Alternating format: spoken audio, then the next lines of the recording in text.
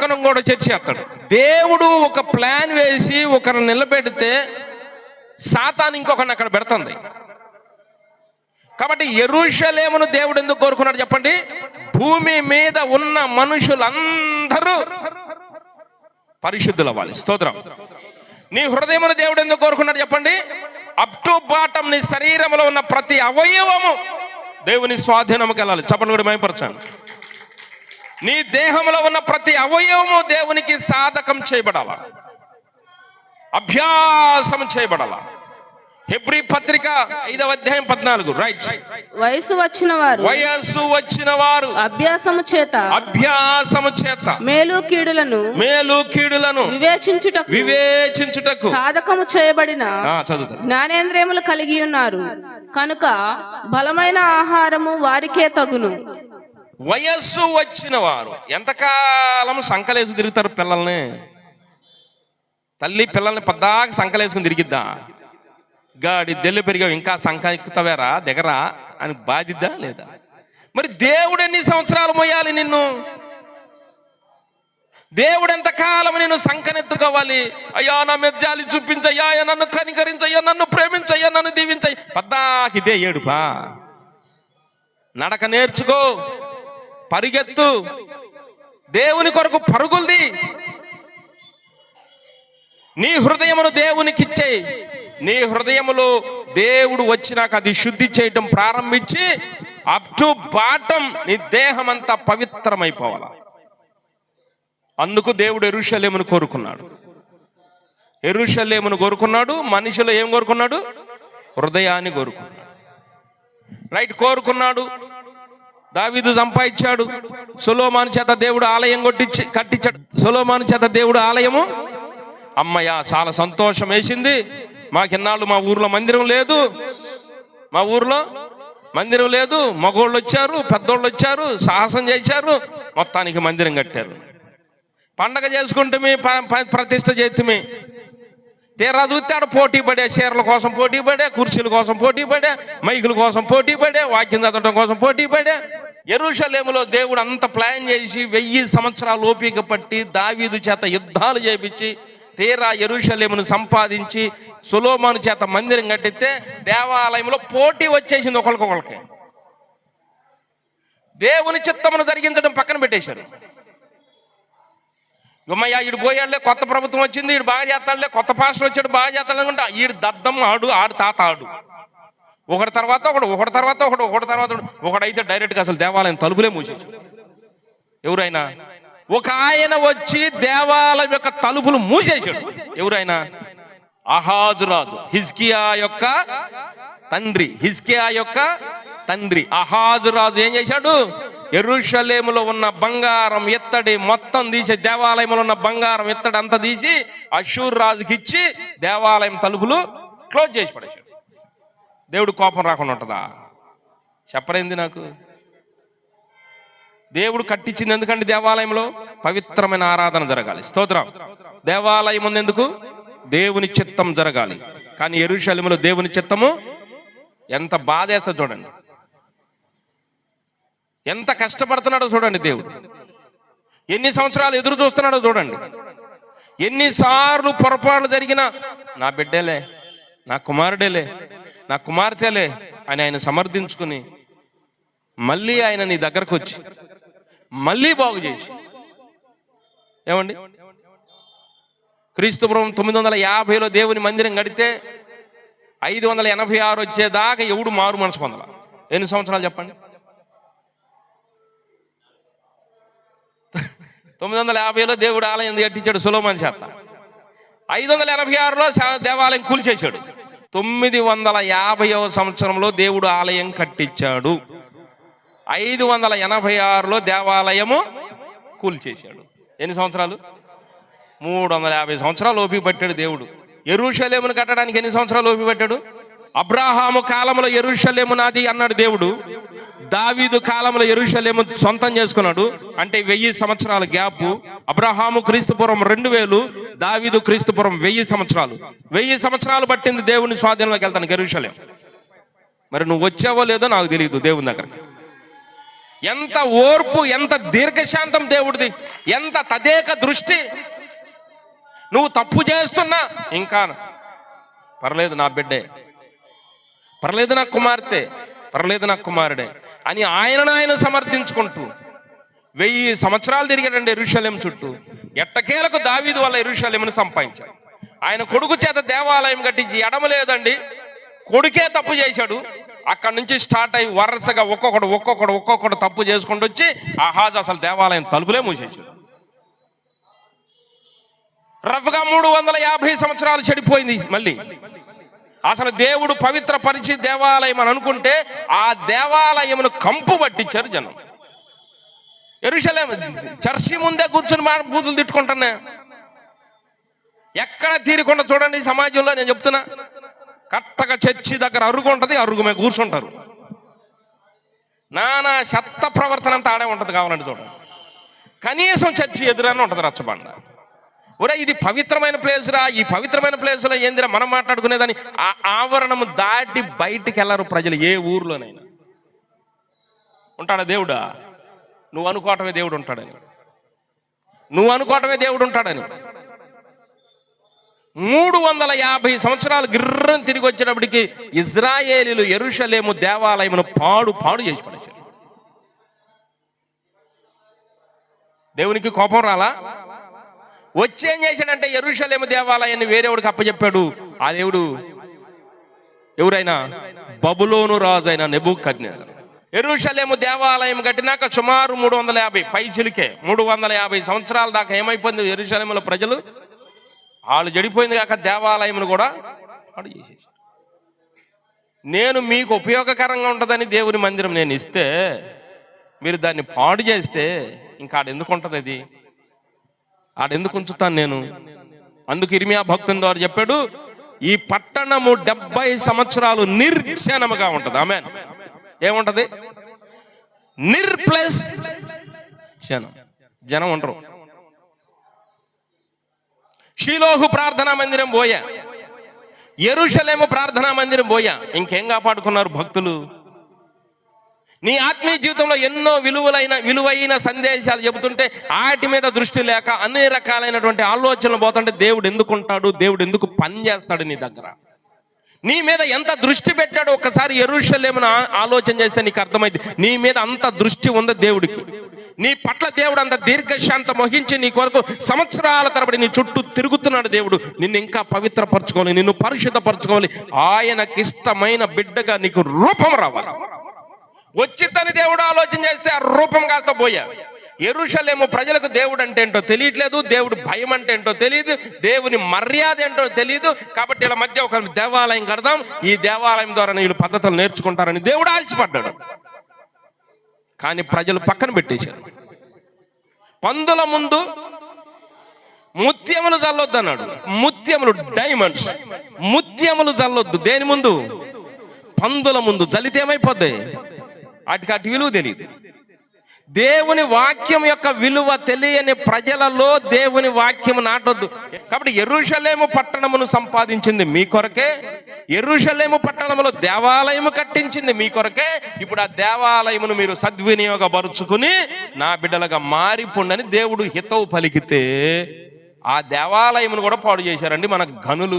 అది మందిరమే ఇది మందిరమే అనుకోమాకండి. మందిరం అంటే ప్రత్యేకంగా ఉండదే మందిరం. ఆమేన్. మందిరంలో పవిత్రత ఉంటేనే మందిరం. హల్లెలూయా. మందిరంలో దేవుడు ఉండగలగాలి. ఇప్పుడు దేవుడు కోపం వచ్చింది. సమీపముగా ఉండు దేవుడనేనా, దూరముగా ఉండు దేవుడను? నీకు సమీపముగా ఉన్నట్టే ఉంటాడు దేవుడు. ఎప్పుడు సిగ్నల్ కట్ అయితో తెలీదు.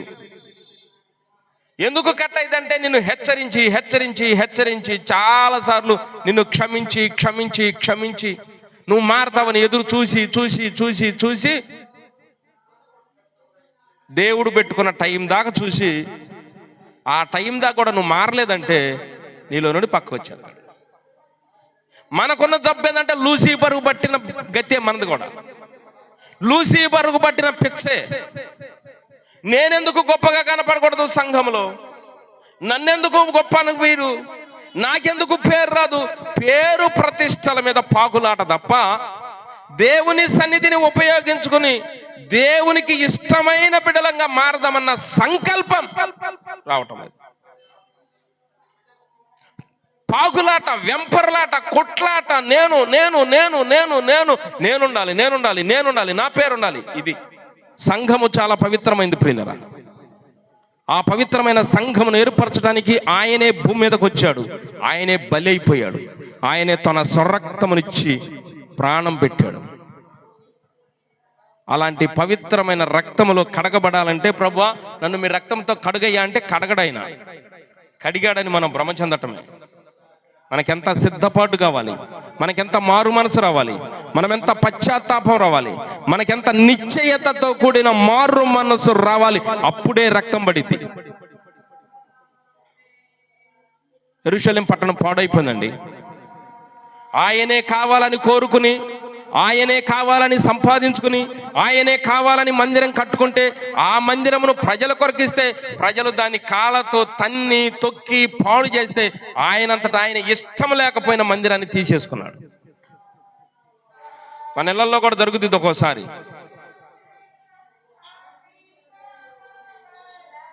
70 సంవత్సరాలు యెరూషలేము అన్యుల చేతుల్లో ఉండిపోయింది. నక్కల బొర్లాడిన దేవాలయంలో,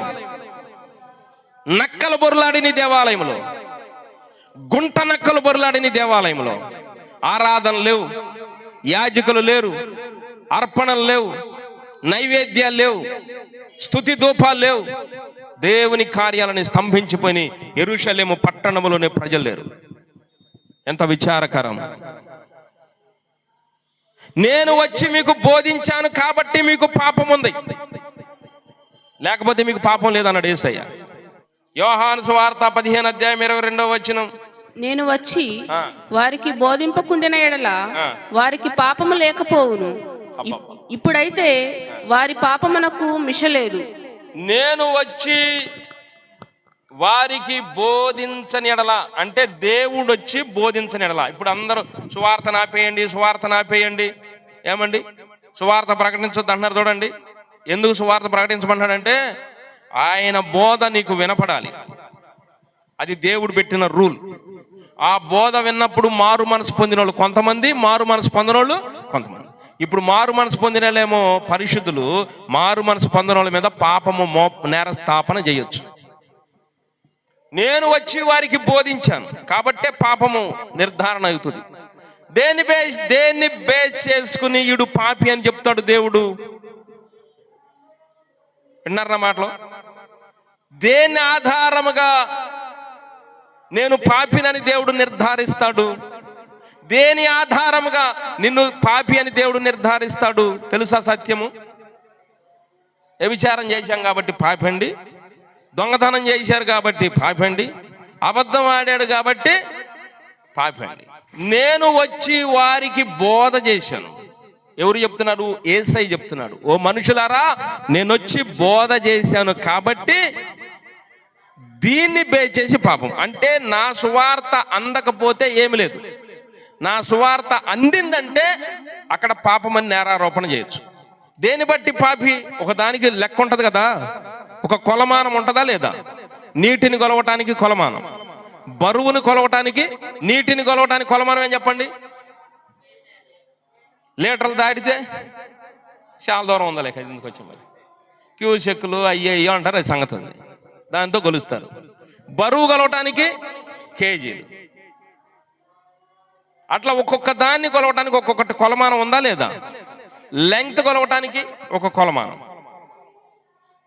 రే, ఆయన అసలు మనం అంచనా వేయలేవరా బాబు, ఆడు అసలు మనకు అందడరా బాబు. ఎందుకు అందడు? ఆడికి ఒక నిర్దిష్టత ఉండదు, ఆడికి ఒక ఖచ్చితత్వం ఉండదు. ఈరోజు గడితే చాలు అనుకునేవాడు, పబ్బం గడితే చాలు అనుకునేవాడు, కాబట్టి ఆడ దొరకడు.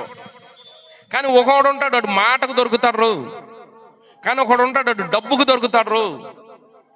కానీ ఒకడు ఉంటాడు, పలానా దానికి దొరుకుతాడు.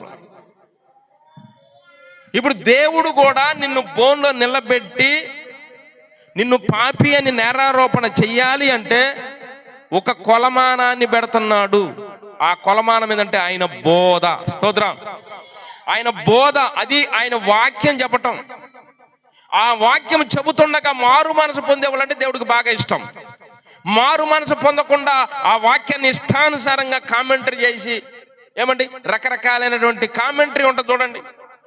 పాస్టర్ ఏంది అట్ట చెబుతాడు, పాస్టర్ ఏంది అట్ట ఉండడు.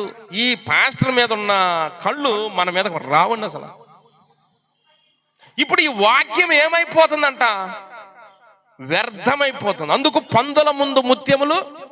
ఇప్పుడు నువ్వు పందివో మరి ఏందో ఆలోచన చేయి.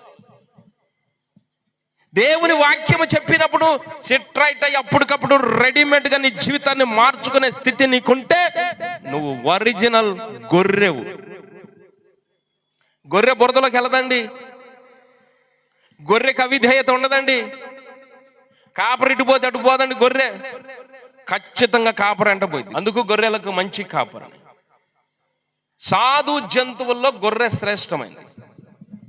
దానికి ఉన్న మంచి లక్షణాలు మరొక దానికి ఉండవు. ఇప్పుడు నీ పద్ధతి దేవుడు చెబుతుంది, ముత్యములు లాంటి మాటలు దేవుని వాక్యం నీకు వినిపిస్తుంది. ఎందుకంటే నిన్ను కొలమానంగా పెడుతున్నాడు. ఊరినే చెప్పట్ల వాక్యం. ఎందుకు సువార్త చెప్పిస్తున్నాడు అంటే వినండి. ఈ రోజున మందిరంలో కూర్చోబెట్టి ఇన్ని గంటలు వాక్యం ఎందుకు చెప్పించాడంటే నీ మీద నేరస్థాపన చేయటానికి. ఎస్, నీ మీద నేరస్థాపన చేయటానికి. ఇంత సమయం వాక్యం ఎందుకు చెప్పానంటే పలానా రోజు పాస్టర్ గారి చేత పలానా వాక్యం చెప్పించా, ఈ వాక్యానుసారంగా నీ నడత మారితేనేమో రైట్ నెంబర్ 1, మారకపోతే మాత్రము ఖచ్చితంగా బోన్లో నిలబెడతా. కాబట్టి దేన్ని బేస్ చేసి దేవుడు తీర్పు చెప్తాడు చెప్పండి? వాక్యము. అది బోధ. నేను వచ్చి వారికి బోధ చేశాను కాబట్టి పాపము వారి మీద మోపటానికి వీలు. దేవుడు మనం దీవించును గాక. కాబట్టి యెరూషలేము పట్టణము పాడైపోయింది, నాశనం చేసేది. నీ జీవితాన్ని పాడు చేయాలని దేవుడు చూసే లెక్కలో ఉండవు. నీ జీవితాన్ని కట్టాలని దేవుడు ఆశపడాలో నువ్వు ఆలోచించాయి.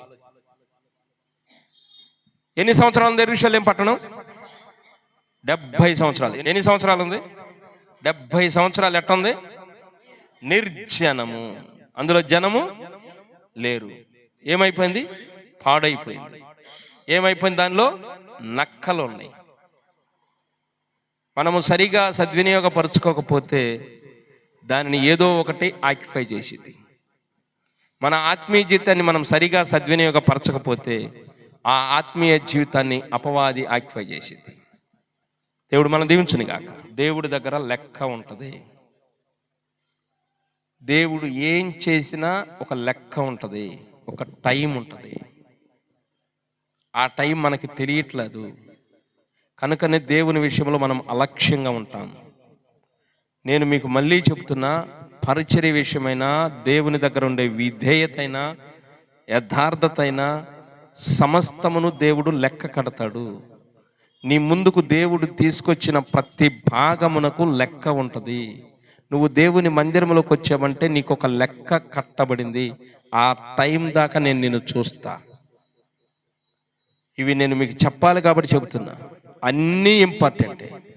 బైబిల్ ఖచ్చితంగా చదవాలి, ప్రార్థన ఖచ్చితంగా చేసుకోవాలి, పవిత్రమైన నడక ఉండాలి, దేవుని మందిరంలో పరిచర్య చేయాలి, దేవుని మందిరంలో కానుకలు అర్పించాలి, దేవుని మందిరమునకు సంబంధించిన ప్రతి పనిలో నీ యొక్క భాగస్వామ్యం ఉండాలి. ఇందుకు నీకు టైం ఇచ్చాడు. ఇందుకు దేవుడు నిన్ను మందిరంలోకి తీసుకొచ్చాడు. ఇది ఎప్పటి వరకు అంటే నేను మీకు చెప్తా, ఒక మనిషి దేవుని మందిరంలోకి వచ్చినాక రఫ్గా దేవుని లెక్క ప్రకారం 10 సంవత్సరాలు చూస్తానని అనుకున్నాడు అనుకోండి. ఈ 10 సంవత్సరాలలో నీకు ప్రతిదానికి కాలం ఉంటుంది. పరిచర్యకు ఒక కాలం ఉంటుంది, టైం ప్రకారం వస్తున్నావో లేదో ఒక కాలం ఉంటుంది, సేవకుని చూసే విధానం కాలం ఉంటుంది, బైబిల్ చదివే దానికి ఉంటుంది, ప్రార్థన చేసుకునే దానికి ఉంటుంది. ఇవన్నీ ఉంటాయి. వీటన్నిటికీ దేవుడు 10 సంవత్సరాలు ఏం పెట్టాలా? టిక్ పెట్టాలా. అన్నిటికీ టిక్ పడితే నిన్ను నెక్స్ట్ లెవెల్కి ప్రమోట్ చేస్తాడు. ఆ టిక్లో ఏదైనా ఒకటి 4-5 అట్లా రాంగ్ పడ్డాయి అనుకో, నిన్ను పూర్తి కిందకి నెట్టేసేస్తాడు. చెప్పలేము. నువ్వు ఒక మందిరం నుంచి బయటకు వెళ్ళిపోవచ్చు, మళ్ళీ లోకం పట్టుకొని తిరగవచ్చు. అందుకన్నాడు అతని స్థితి మొదటి స్థితి కంటే కడపటి స్థితి బహుఘోరమైంది. ప్రభువులోనికి రాకముందు నువ్వు చేసిన పాపాలు కొన్నే. ప్రభువులోకి వచ్చి వెనక్కి వెళ్ళిపోయావంటే ఆ పాపాలకు లెక్క ఉండదు అసలు. కాబట్టి ప్రతిదానికి టైం. అందుకు నేను మీకు చెప్పా, ఈ ఇయర్స్ ఎందుకు చెప్తానంటే నాకేదో తెలుసు అని చెప్పట్లా. ప్రతిదీ కాలం దేవుడు క్యాలిక్యులేట్ చేస్తాడు. 2000 సంవత్సరాల క్రితం యెరూషలేం కోరుకుంటే 1000 సంవత్సరాలకి దాన్ని బాగు చేసుకున్నాడు. బాగు చేసి ప్రజలకు ఇచ్చాడు, బాగా చూసుకోండి అయ్యా అని. ఆ ప్రజలు దాని ఇలువ తెలియక బురద కాళ్ళతో తొక్కి దాన్ని పాడు చేస్తే హెచ్చరించి హెచ్చరించి హెచ్చరించి చేసేది లేక దాన్ని అన్యులకు అప్పచెప్పాడు. మళ్ళీ తిరిగి రావటం అంటే కష్టమా? తేలిక? అది చాలా కష్టం.